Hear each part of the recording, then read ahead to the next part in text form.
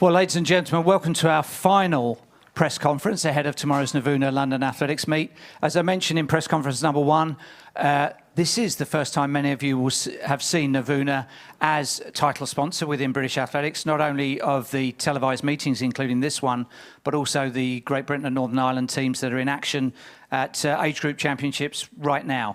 I could say a little bit about Blue Chip, but why not let's have the marketing manager of Novuna, that's Teresa Lindsay. Just tell us a little bit about your company. Yeah, I'd love to. So basically, you probably haven't heard our name before, but we are the name behind a lot of huge brands across Europe and the UK. We are one of the UK's leading finance companies, and the reason we wanted to get involved in sports sponsorship is because we think that we work very hard with all of our partners to work in a true partnership. And I think with sports, we're entering a completely new era where it's really, really exciting. There's a huge amount of support from ground level up. And we want to be working with the athletes and also the communities with budding athletes coming up to support that momentum. So it's fantastic to be here for the event tomorrow. So the biggest event, single athletics event in the world, which is fantastic for us, but also to be here for the long haul. So you will see our brand across the GB in Northern Ireland athletics and para-athletics team, and we're really pleased to be able to support our athletes through the bid for World Athletics and the Olympics and going forward. And you've got a lovely branded taxi, which will appear in pictures for those that missed it. Yeah, please go and see it. If you haven't seen it already, go and see it. It's fantastic. So thank you very much, Teresa. Thank you for your support. And let's introduce our final athletes, all British. We begin with a man who is the silver medalist in the 1500 metres from Paris 2024 and also the reigning world champion in the men's 1500 metres, Josh KERR. And he has the loudest trousers in London. Hello. Branded picture on the far end, if you wouldn't mind, Josh.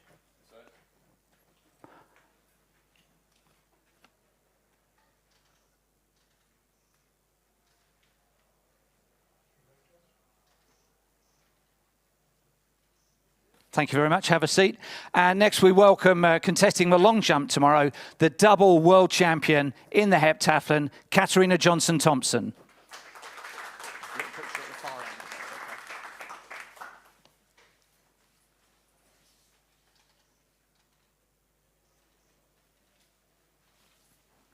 And finally, a double European champion in Paralympic sprints and long jump for Great Britain, Zak Skinner. At the far end, Zach, if you wouldn't mind. You just stand at the far end for a quick photo. Thanks.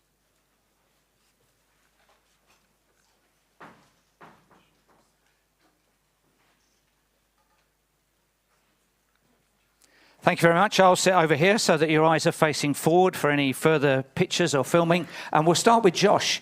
It's been a month or so since we saw you race. How would you assess your current form in the final act of the day, the last race, the men's 1500, which is loaded? Yeah, I think it's going to be an awesome race. I've had a very smooth last, 5-6 weeks since the last Grand Slam, and so, I'm just looking to go out there, run something fast, and put something on the, on the leaderboard that will, make me proud going into the World Championship. So, it's been a great season for me so far. A bit of a slow start, but we're getting into a position where I feel very confident. And you know a little bit about this venue. You were a kid running in the 2017 World Championships, and you've done an Emsley Carmile before. The crowd really is something else. It really is, and I think it's a huge allure for athletes to come. I mean, I've had a bit of a hiatus from the London Diamond League for a while, just due to timing issues for me during the season. But I'm very excited to be back, and it's it's the most incredible Diamond League there is out there, and I'm just looking to put on something that's worth everyone's time over in the last event. What would satisfy you tomorrow? I'm here to win, number one, but I think I can run pretty fast. So I would say go out, be aggressive, and see what we can come up with. And as the number one seed, you probably get some say in the pacemaking. What have you requested? I believe we're coming through the 800 in about 151. So, yeah. So that would be British record schedule, if not a bit quicker. Yeah, so that's the idea. A British record would be a great way for me to run this meet. But at the end of the day, when you have a race like this, where it's so packed and loaded with great athletes, I think it's number one priority. You're going to win, and you're going to get a good enough time from that. But I'm not here for a slow race. And what happens from here? We've still got 8 or 9 weeks to the World Championships. You get a wild card as defending champion. What's your programme off the back of this? if I can keep training the way I'm training, then I'm going to be in a great spot. And so when you do that, the races come to you a little bit. Obviously, I've got British Champs coming up in a couple of weeks. That's an important meet of the year. And then from there, we'll see what we want to do. But you know, it's making sure that I stay smooth with the training and don't fight the body too much and let the races come to me. You spend most of your year on the West Coast, one way or another, Albuquerque or Seattle. Do you miss Scotland? Massively, yeah. I miss family, I miss Scotland, I miss, you know, a lot about it. But, you know, sadly, this is a short career, you know. This is a career that I'm not able to do for my whole life, and I have to take advantage of it as much as I can. And so that's where the sacrifices come in, and the family comes to me as much as possible. So I've got a lot of family with me this week, and you know, I feel very blessed for that. Finish this sentence, if you wouldn't mind. London would be a great host city for the 2029 World Athletics Championships because? It's just, it's the most magical stadium in the world, I believe. I think, you know, anyone that stands in there tomorrow will realise the energy that a London and British crowd can bring to World Championships. And, you know, I was able to experience that a lot. You know, some of us were able to experience that in 2017. And I would love to probably cap my career doing that.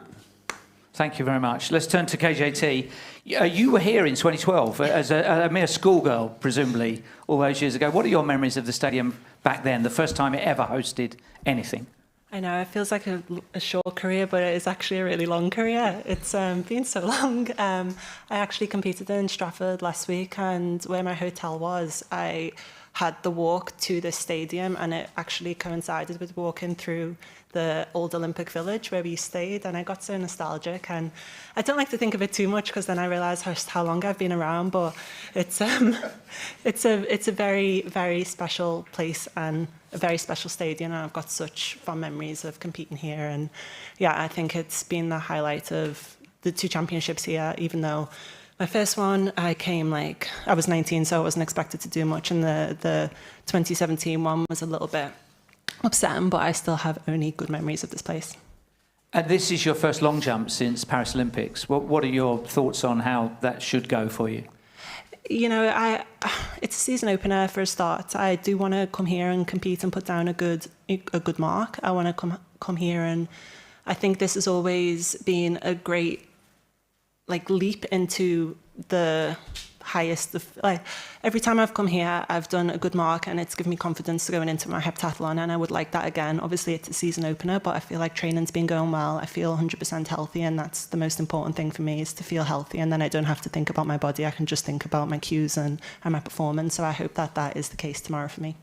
You've always made it clear that from your first beginnings in the sport right the way through, and in a long career still going well, that you are a multi-eventer. You're not somebody that will ever go away and specialise in an individual event because you love heptathlon so much. Is that part of the reason for your longevity, do you think, that you love your event, you love your athletics? I do love my event, and the more I have achieved, especially in the last 3 years, the more that I don't want to stop. You know, it's such a fortunate career, and I'm so grateful that I'm still here at 32 and still getting personal best and still getting medals. And I have dabbled in single events before. In 2015 and 2017, I qualified for the long jump and high jump alongside the heptathlon. And I think once I focused on the heptathlon in 2019, that's when I ultimately won my first World Championship medal. So for me, it's high jump's my first love, but heptathlon is my only love, you know. What do you think it's going to take to get 3 in a row, or three heptathlon global titles in Tokyo? It's going to be so hard. You know, the event standard has been rising and rising throughout the years, and you know, 6'6" used to always guarantee you a medal, but I don't think that's the case anymore. I just want to make sure that I'm in the best shape I can be to put down a score. And if I can do that, then I hope to be, you know, part of the medals for sure. Just to touch on the other great love of your life, what do you think of the Liverpool transfer policy so far? It's looking good. It's looking very good, and yeah, that's you know, that sport inspires me so much because of the Liverpool fan base sort of morals is something that I like to take into my sport too. But yeah, it's looking really good for LFC next season. Finish this sentence, if you would, please. London would be a great host city for the 2029 World Athletics Championships because? Of the fans and the noise that they make. We always pack out the stadiums, we always support our athletes, and every time I've been in the stadium, including tomorrow, I'm excited to just be a part of this competition for the audience. Thank you very much. Zach, I spoke to you over at the warm-up track, and we're checking out your mullet, and I was going to ask about your dad's hairstyle, because he was part of the England World Cup final rugby union team back in the Will Carling day. You say he's still got a mullet now? Yeah, he's consistent. If that's a good thing or a bad thing, yeah, for as long as I've known him, he's always had one. And then I decided to follow in his footsteps. Whether that's a good thing or bad thing, I'm not sure, but yeah, you could say it runs in the family now. And you were here. Yeah, 2017 was my debut championships, and yeah, it was the best 3 weeks of my life. I think I looked around this place with just rose-tinted glasses on for 3 weeks, and it was pretty much bigger and better than I could have ever dreamed. I think now coming back here, it just brings back those memories. Even just walking here from the hotel, that's where we stayed in the World Championships, that same hotel, and it's just like, it's only good memories, and just always been a good time in Stratford and at the Olympic Stadium. You and Kat are both coached by Aston Moore at Loughborough. How does that work out? Who would win over 60 metres? Kat would get smoked over 60. But no, I think that if we did 60 metres like 10 times, then my endurance will come in, and I try and get on to Zach, but unfortunately he's stepped up now and he's in the distance for me. What Kat isn't bringing up is hills. When we do hill training, it's just me and Kat on a hill. I'm good for about 2 reps, and then she just absolutely chases me down. But no, it's great having each other to train with, and I think we're both able to push each other in our own ways. You're in a very fierce British-only para mixed category 100 metres tomorrow. What are your thoughts on that? You're going to have to get out pretty quick and be absolutely your best to win it. Yeah, 100%. The boys are running well this year, and me included. And I think I'm going to have to run close to my personal best or a PB to win it.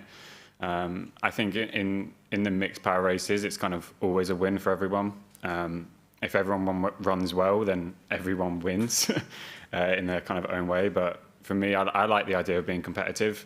It doesn't really make any difference to anyone on international terms, but for me, it's a good opportunity to have that rehearsal for the World Championships and be competitive on one of the biggest stages we get. I didn't realise you're a twin. Yes. Very competitive with your twin. Are you identical? We are identical. I think we competed from birth until now, still going. So no, we both have both done sport our whole lives, and I think it runs in sort of the twin gene just to be competitive. I know a little bit about that. Your World Championships are in Delhi after Tokyo, so back end of September, almost into October. So probably you're not necessarily looking to hit a peak just yet. No, yeah, exactly. It's a long season. It's definitely, I think, as everyone's seen this year, everything's been pushed back, which has been very helpful for us being so late.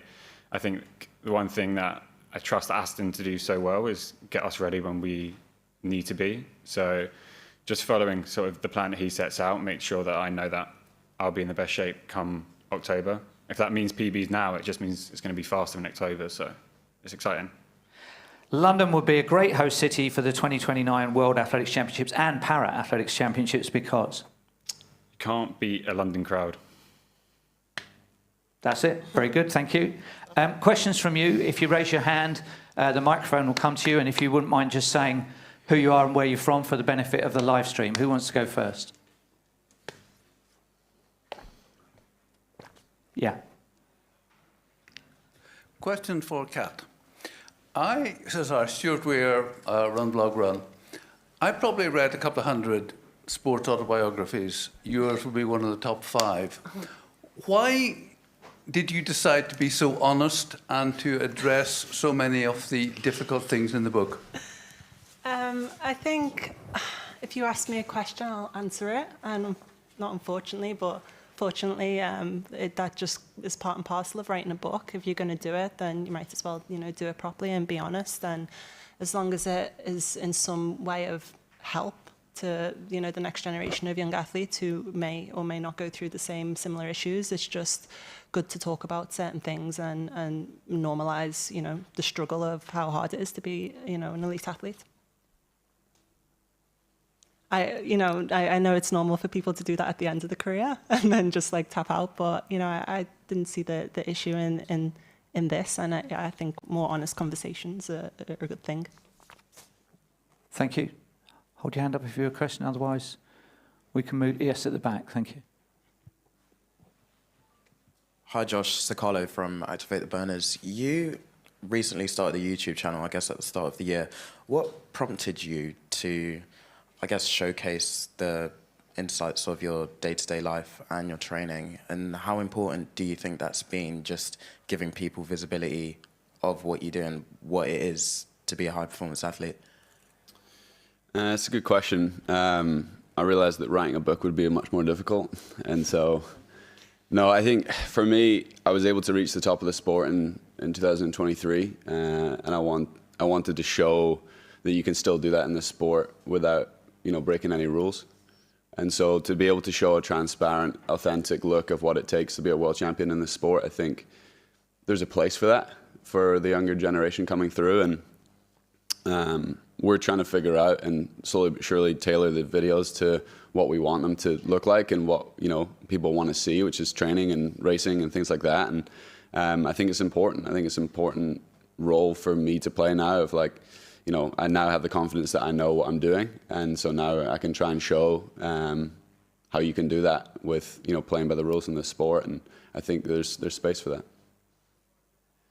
We had Mulletgate at this end. You always believe in a fresh fade, don't you? The day before a race. Have you been to the barbers today, Josh? Of course. Yesterday, yes. It's important. Look good, feel good. I think I've shown that on my press conferences this year, and it's a massive part about building what we want to build, which is showing our stories, showing our personalities, and I think Mulletgate was a funny time. I was a young boy. Josh, Matt Lawson from the Times. Hairdresser's sitting just there, isn't he?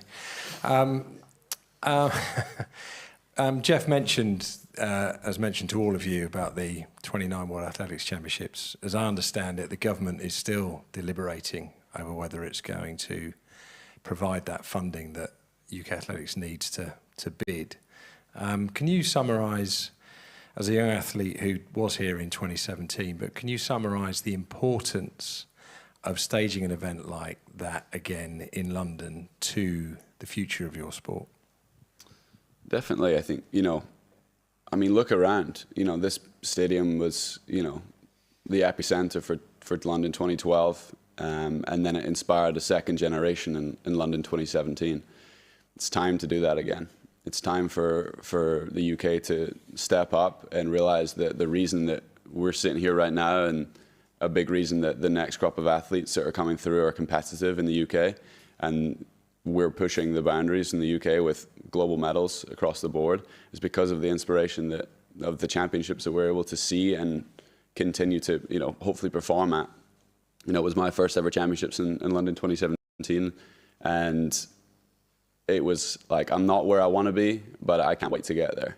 That's what it was. And without that championships, I probably wouldn't be sitting here today as a favourite going into the 1500 or as a world champion or a multiple-time Olympic medalist. I wouldn't be that, because it takes that kind of effort from a country to be able to have that next crop of athletes. I think we're all very proud of the athletes that we have in the UK, and we need to continue that.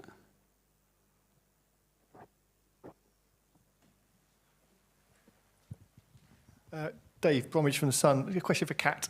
You said it's going to be a tough one at the World Championships with big scores needed. How do you rate your chances? Are you at the moment in what condition? And given different events, which ones are you happiest with at the moment? Which ones are completely at a high level? And which ones need a bit more work before Tokyo?